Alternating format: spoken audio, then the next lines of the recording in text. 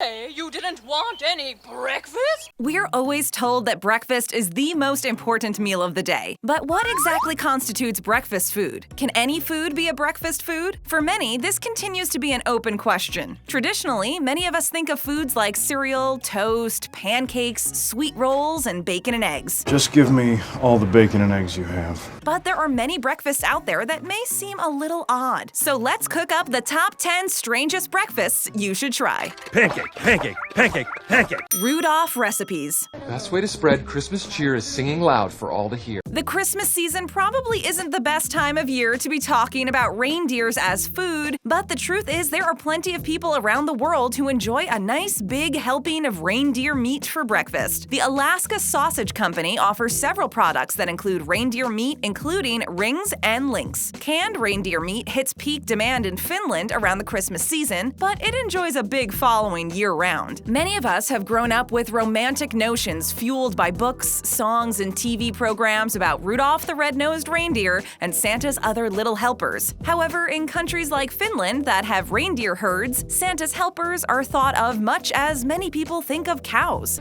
But as they say in Finland, there's more than one way to roast a reindeer. The Finns enjoy this gamey, low-fat meat very much and incorporate it into a lot of different recipes, such as hearty stews. One popular breakfast in Finland consists of scrambled eggs with smoked reindeer. If you can't find reindeer meat in your local stores, you can try another option. Those in the know say that caribou meat is pretty much the same thing as reindeer meat, so you can use it as a substitute. You might still think reindeer meat is a strange breakfast food, but it might be one worth trying. Welcome to All Things Scottish. If it's no Scottish, it's crap! Good morning, Scotland. Haggis is a traditional Scottish dish that can be eaten at any meal and is often a part of a cooked Scottish breakfast. This delicacy is a meat pudding with ancient origins, usually made from sheep organs mixed with suet, oatmeal, and seasonings, and cooked in a sheep's stomach or a bag. What? Haggis is often the centerpiece of a cooked Scottish breakfast that can also feature potato hash, toast, eggs, bacon, fried mushrooms, scones, oat cakes, similar to pancakes, and black pudding. Black pudding is also known as blood sausage and is another interesting choice for a breakfast food. This is also a savory pudding and is made from stuffing blood, meat, and fillers such as oats and barley into a casing. The Scottish breakfast may seem like a lot of food, and it is. However, you should know that this breakfast was traditionally served to hardy farmers who needed a lot of calories to sustain themselves through a hard day working in their fields. More sedentary locals and tourists who want to order a Scottish breakfast can get modified versions of this hearty meal. They can often pick and choose a range of items from a menu that offers lighter fare, such as fruit and yogurt. Oh, thank God. Breakfast Down Under. G'day, mate. Aussies can be a colorful and fun-loving bunch, and their choices for breakfast are certainly not a case in point. While toasted bread is a common breakfast food, some toppings are stranger and more head-scratching than others. Most of us are familiar with buttered toast and peanut butter and jelly, but apparently Australians are not. Peanut butter and jelly sandwich? Are you nuts? Vegemite on toast doesn't seem quite as appealing as these other breakfast options. First of all, the name Vegemite feels a bit like a con because it might make people think it's loaded with nutritious vegetables like a V8. Technically, this salty brown spread does include a bit of vegetables, but mostly in the form of celery and onion extracts. It would be like calling a packet of salsa a serving of vegetables. Vegemite's primary ingredient is brewer's yeast extract that is scraped from the bottom of brewing vats after beer has been made. People describe the taste of this savory spread as being somewhat like a beef broth. Even though Vegemite probably tastes okay, it still looks like what it is: beer vat scrapings in a jar with a somewhat misleading name. It is beautiful yeast extract. It's a mystery why people would prefer brewer's yeast extract to the obvious choices like butter, cream cheese, peanut butter, or jelly, but the Aussies have their own way of doing things. Vegemite is a strange breakfast food, but it is probably one worth trying, even if just once. Dare you to eat it. Milk was a bad choice. Milk soup with stale bread for breakfast, anyone? No! God, please, no! No! Changua is a milk and egg soup that originated in a region of Colombia known for its cow herds and milk production. Milk and eggs are commonly used foods in the area going back at least 500 years, so it's natural these staple ingredients would find a culinary home together. However, it sort of feels like a case of making a virtue out of a necessity. Milk and eggs are both nutritious foods, but is making a savory soup out of them the most appealing way to combine them? What about a simple omelet for breakfast? Omelette de fromage? In a traditional Changua recipe, the milk is slowly brought to a boil, then one or several cracked eggs are dropped into the broth and allowed to cook for about a minute. Some modern versions of the recipe include other ingredients such as cilantro, potatoes, butter, and garlic. In addition to the stale bread that is softened by soaking in the soup, this strange breakfast dish is often served with a side called arepas. These are a kind of fried or baked cornmeal cake, and they seem like they'd be really tasty. Arepas could easily be part of a breakfast that isn't strange, and hopefully the visual alone won't stop you from enjoying a bowl of changua. Her Majesty's breakfast. As you might expect, the full English breakfast is similar to the cooked Scottish breakfast. Like their Scottish cousins, the English like a big breakfast spread that includes sausages, bacon, eggs, tomatoes, mushrooms, and even a helping of baked beans. In addition to these traditional choices, the English also feature some of their own favorites, including fried bread, marmalade, and of course, tea. The fried bread, instead of toasted bread, is often cooked to a crusty golden brown in the same pans where the meat and eggs are made. Up to 2 tablespoons of oil or lard can be used to fry up each slice of bread, so be prepared for a greasy treat. Marmalade is a sweet English staple made from citrus fruit that includes the peel. The inclusion of the peel is what separates marmalade from standard jams and jellies. The English have long favored marmalade made from oranges grown in the Seville region of Spain. These delicious Spanish oranges have a high pectin content that makes them a good choice for a spread. Going as far back as the 1700s, the English have had themselves quite a love affair with tea. This drink, I like it.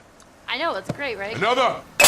The British Empire spread tea from China to its colony in India and back to Great Britain. This global trade helped tea become one of the most popular drinks in the world. Tea is not a strange choice for breakfast, but you might want to go easy on the sausages and fried bread. Rise and shine in Japan. You'd probably be hard-pressed to tell the difference between the average Japanese breakfast and the average Japanese lunch and dinner. But if you really love tofu and fish, this won't be a problem for you. Familiar Japanese foods like rice, fish, and miso soup are traditionally included on their breakfast menus. Miso soup has been a popular part of meals in Japanese cooking, and its broth is made from seaweed and dried fish flakes. Tsukimono, or Japanese pickles, are also a common choice for breakfast on the island nation. Tofu, made from pressed soybean curds, is a staple of Japanese cuisine, so not surprisingly, it is often part of a Japanese breakfast as well. A small block of firm tofu, often served cold, is garnished with a number of toppings, including ginger, green onions, and fish flakes. Roasted salmon is a popular choice to pair with the tofu for a complete breakfast. If you don't think fish, soup, rice, and tofu are strange choices for breakfast, then a traditional Japanese breakfast might be just what your mornings have been missing. That's all, folks. Tom Loud Moo is a savory pork blood soup. Nothing in that sentence sounds like the makings of a particularly appetizing meal, let alone the first meal of the day. However, in Thailand, Tom Loud Moo continues to be a common breakfast dish served at home and in restaurants around the country. The main ingredients are marinated pork, soft-boiled pork blood, and lettuce. This is considered a hearty, high-protein meal that is a very popular choice in the cool months. While the appeal of hot broth in chilly weather is completely understandable, the appeal of soft-boiled pork blood is less clear to American sensibilities. The Tom Loud Moo recipes can be flavored with a number of spices, including fried garlic and spring onion. But if a savory pork blood soup isn't your style in the morning, perhaps a Chinese-influenced Thai donut doesn't seem as strange. Donut. This type of donut is called a patango. These little fried pastries are dipped in condensed milk to give them a sweeter taste. Like donuts in the West, these Thai breakfast pastries are enjoyed hot and dunked in a cup of your steaming morning coffee. There you have it, donuts or pork blood soup. Well, that's an easy choice for us. Worst breakfast. There seems to be a trend in these strange breakfast foods: meat. And the fattier and saltier, the better. If this kind of whets your morning appetite, then German breakfast breakfasts are probably for you. Like lunch and dinner in Germany, breakfast often features a selection of hearty wursts or sausages. The sausages come in many sizes, shapes, colors, and flavors depending on what they're made from. The famous Nuremberger rib steak sausages, for example, are a scalded wurst made from pork and spiced with marjoram. These relatively small sausages can be served at any meal, but for many Germans, Nuremberger sausages are a popular choice for breakfast. Breakfast sausages are usually served with some form of potatoes, such as a fried potato hash. Frankfurters, what many people call franks or hot dogs, are another popular breakfast sausage in Germany. These skinny pork wursts are usually served with a spicy mustard for dipping and a side of potato salad. Germans are known for their hearty appetites. Augustus, how did you celebrate?